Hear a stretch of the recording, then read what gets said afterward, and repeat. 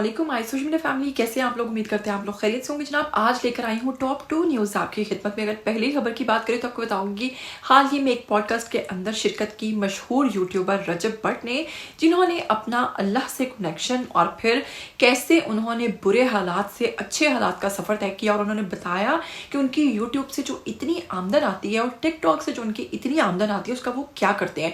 ये सुनकर यकीनन आप हैरान हो जाएंगे। और रजब भट्ट ने और भी कई इंकिशाफात किए जो कि अभी तक आप लोग नहीं जानते, तो वो सभी बताऊंगी आपको आज की वीडियो में। आज की दूसरी खबर की अगर बात करें तो बताएंगे आपको कि सलमान खान ने अब तक शादी क्यों नहीं की, अहम राज पर से पर्दा उठाया है उनकी एक्स गर्लफ्रेंड, जी हाँ सोमी अली ने। उन्होंने सलमान खान के बारे में, फिर अपने बारे में, फिर ऐश्वर्या के बारे में, फिर संगीता बजनानी और कटरीना कैफ तक के बारे में ऐसे ऐसे इंकिशाफात किए हैं जिसने यकीनन सबको हिला कर रख दिया है। और अगर ये खबर सलमान खान तक चलेगी तो वो तो इनका कचूमर बना देंगे।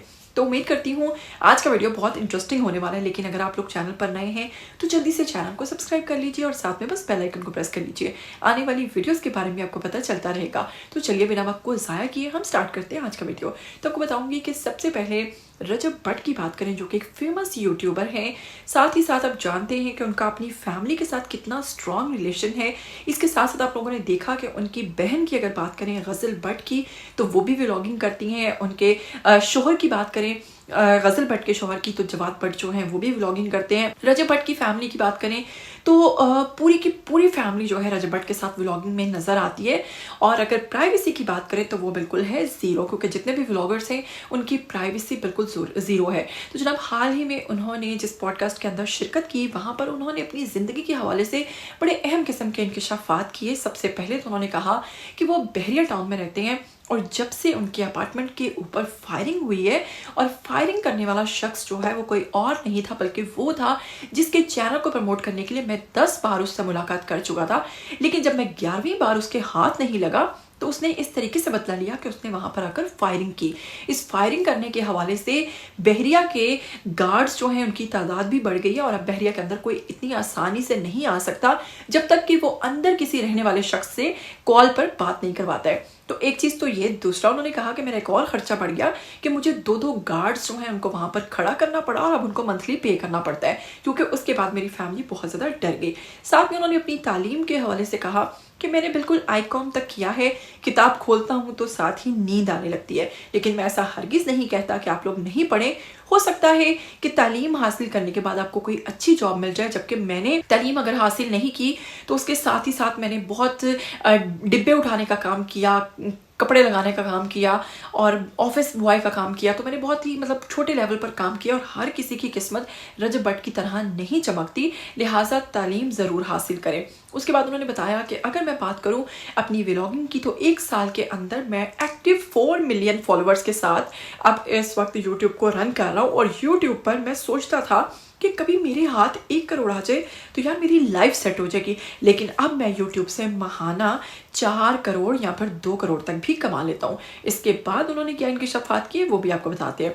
तो चलिए आपको बताते हैं कि उन्होंने कहा कि टिकटॉक पर लाइव बैठता हूँ, सुबह 4 बजे उठ के व्लॉग स्टार्ट करता हूँ और रात को 10 बजे तक व्लॉगिंग करता हूँ। व्लॉगर्स की ज़िंदगी देखने में तो आपको बहुत आसान और बड़ी चमक दमक लगती है, लेकिन हकीकत में ये बहुत मुश्किल काम है। अगर एक दिन भी आप अपना व्लॉग अपलोड नहीं करते हैं तो यकीन मानिए कि आपकी ऑडियंस जो है वो बोर हो जाती है और आपके व्यूज़ जो हैं वो गिरना शुरू हो जाते हैं। तो यूट्यूब बेसिकली एक ऐसा प्लेटफॉर्म है जहाँ पर आपको डेली कुछ ना कुछ अपलोड करना पड़ता ही पड़ता है अपनी ऑडियंस को बनाए रखने के लिए। तो वही कहते हैं कि इस फील्ड में मैंने क्या किया है कि मैं सुबह 4 बजे से लेकर रात 10 बजे तक जागता हूँ और सिर्फ चंद घंटों की नींद जो है वो पूरी करता हूँ। उसके बाद जब वो इतना कुछ कमाने लगे तो उन्होंने क्या कहा कि उसके बाद जो टिकटॉक है उस पर लाइव बैठता हूँ और टिकटॉक से लाखों रुपए कमाता हूँ। लेकिन टिकटॉक की उस अमाउंट को अपने ऊपर हराम समझता हूँ। वो तमाम की तमाम अमाउंट मैं उन लोगों को सर्व करता हूँ जनाब जो ज़रूरतमंद हैं, जिसमें कई लड़कियों की शादियाँ करवाता हूँ, उनको जहेज़ में ओवन, फ्रिज और भी कई दीगर सामान जो है वो लेकर देता हूँ। इसके अलावा कई लड़कियों के खाने का इंतज़ाम करता हूँ।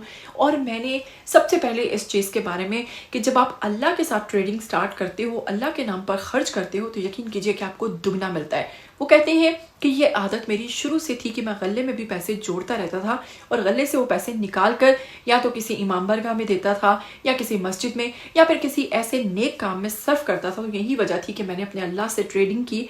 इसीलिए अल्लाह ने मुझे आज इतना नवाजा है। तो यहाँ से आपको साबित हुआ कि रजब भट्ट की अल्लाह के साथ कितनी स्ट्रॉन्ग किस्म की ट्रेडिंग चल रही है। उसके बाद जनाब वो कहते हैं कि अगर प्राइवेसी की बात करें तो वो बिल्कुल ज़ीरो है। कभी भी कोई भी हमारे घर पर आ जाता है और आकर धावा दे देता है।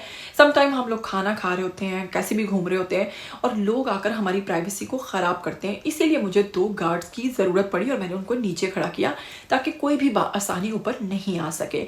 तो कुल मिलाकर उन्होंने कहा कि मैं फिर भी अपने लोगों से मीटअप करता रहता हूँ और बहुत ज़्यादा पब्लिक में रहता हूँ, सिर्फ इसलिए कि पब्लिक ये ना सोचे कि अपना कमा लिया, मतलब पूरा किया और हमें गुड बाय कह दिया। इसीलिए मैं लोगों से मिलता हूँ कि उन्हें भी कुछ मिले। मैं लोगों को जितनी बार मेरे घर आते हैं उनसे मिलता हूँ, लेकिन बदले में अगर आप इस तरह से किसी को तंग करने लग जाए तो ये अच्छी बात नहीं है। और अपनी जो रकम है उसको ज़्यादातर गरीबों पर खर्च करता हूँ और मेरे पास अभी अपना ज़ाती घर भी नहीं है। मैं एक अपार्टमेंट में ज़िंदगी गुजार रहा हूँ।